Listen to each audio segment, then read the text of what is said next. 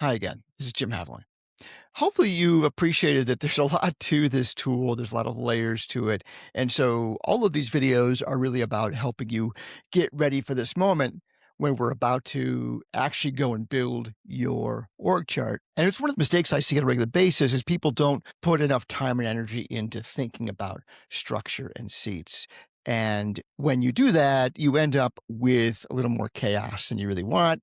And it has impact on everyone's work on a regular basis. So if you could be clearer about what seats you want filled and how you want them filled, and for your own sake, and also for everyone else's, everything starts to work much better. So this is why so many of these systems begin with this tool, because I want you to start understanding this from the very beginning.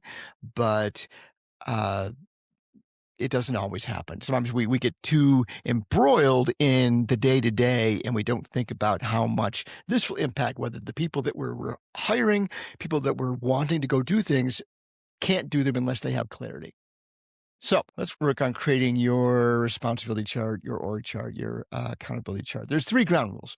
First, we're looking forward, not back. So everyone begins with, oh, but we've always had it like this. And I know when I'm hearing that I'm going to have a little bit of challenge here. I want you to be thinking about what needs to be true for the next 6 to 9 months, not the book report of how you got to this place. I get it. But we're always going to be looking forward. Like, what does it needs to be true for us to get to where we want to be in the future? That's what I want you focusing on as you're doing this work.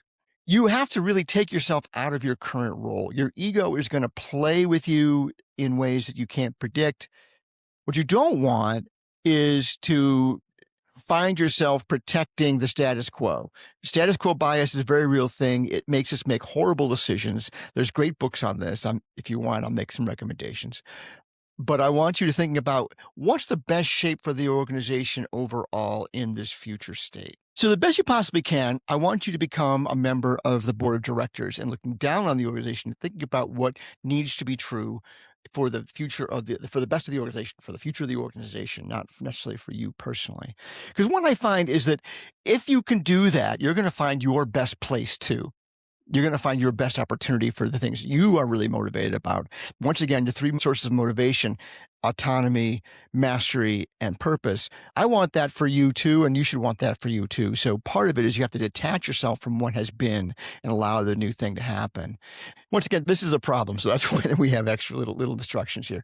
Structure first, people second, we'd like to say. So you're not even going to be thinking about the people that are currently in roles. I want you to think about it. If there weren't any people, if you were just starting from scratch right now, say, hey, everyone's fired. We're going to find the perfect organization for accomplishing what we need to accomplish. What would that look like? And then invite people into those roles, because we're all going to find more clarity and purpose if we do it that way. And forget about the titles. So I get that titles are useful to the outside world when you're trying to communicate your level in the organization. Should we be talking to each other? But that's not really useful here. It's not going to help you. The third one is all about the second one. If I have to detach egos, it can't be about titles. Am I a director, a VP? Am I a C? Leave all that out, because it doesn't really help us do the thing we want to do. Clarity of purpose, clarity of execution. That's what we're trying to get to. So if we just set the titles aside, let the titles be a way we communicate to the outside world. They can go on business cards or on LinkedIn, but I don't want them on my chart, man, because it just makes things harder for everyone to behave unemotionally as we think about the structure and what's best for the organization. All right. Look forward, not back. 69 months, we like to think about. Detach yourself from your current role, and let's forget about titles because they're not going to help us. All right. Why we have an org chart. A great chart, and you'll see these names are all over the place. You have to decide on a name, by the way, for you. I always go with org chart, but you see, we're always teaching these materials in a number of different ways. There are systems that have a responsibility chart. There's systems that have accountability chart. Some of them have little TMs after them or little circle Rs after them. Don't worry about that. Call it what you want to call it, whatever you want to call it, and stick with it.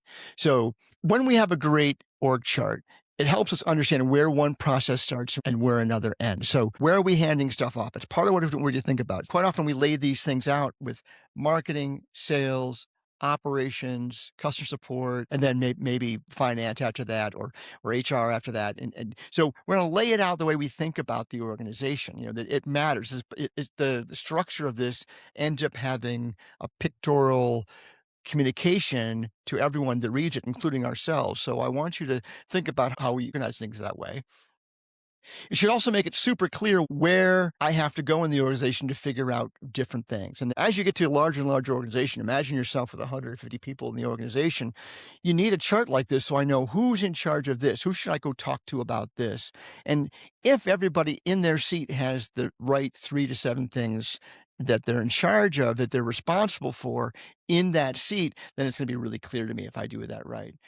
It also shows if I do this right, I also can start to see where capacity issues are. Hey, I'm going to be scaling up. So one of the things we're going to use this for is looking at, hey, what happens if we double our sales? What has to happen? Where do we need additional people? What happens if our sales cut in half? Where do we need less people? For us to be able to do that, we need to have a chart that actually represents those things well and lays it out in a way that we can understand it. And then when it is time to delegate and elevate. So if we're doing a great job of creating seats where seats belong and not trying to cram seats together just because one person's doing it, even in your role, I've got a great story about one of the women who actually the first employee at 90, and she's been there the entire time. So her role's changed and she's delegated constantly. So she was in charge of this whole big bunch of stuff, and that thing got bigger and bigger and eventually started breaking into pieces, and she was great at it. And that is the thing I'm asking of you. So start looking at what you're doing and what everyone else is doing and say, hey, maybe it's time to break this apart, because you will over time go from being a generalist and having all this together to having lots of specialists. And that's a natural part of things. And so you may say, well, this has always been one role. I have a hard time hiring for that role. Because you're probably looking for a purple unicorn. What you really need is 3 different roles, and think about the work in 3 different buckets and get people that are going to be good at those things, because that is the path to glory, my friends, is to be delegating constantly. And you also want to think about the time span requirements. So remember, we talked about this as the part of the requisite organization conversation, where everyone has some natural time span capacity. Where can they think about, where are they comfortable thinking about the future? Or they got time span orientation, where based on the work they've been doing, they're really focused on this. We see it all the time where someone's been working on the line forever, but they have ideas bigger than that, but they've been doing this line level work, level 1 work. And if you give them a chance to start thinking about the future, they actually come up with pretty good level 2, level 3 thoughts about how we would make things better. And that's a great story to be told of how you develop people within the organization.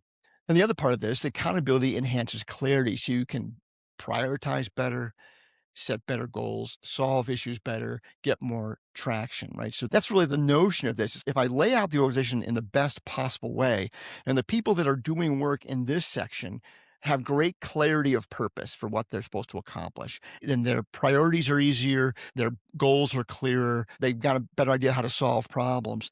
And to do that well, you've got to constantly look at the organization and where the problems are. And so as a leader up here, you've got to be really open to how these things might move around. Does customer success belong here or here?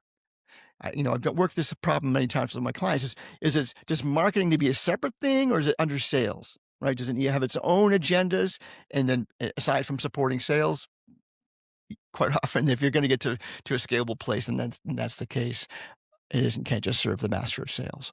That's the setup for the facilitation. We're actually going to do the facilitation next.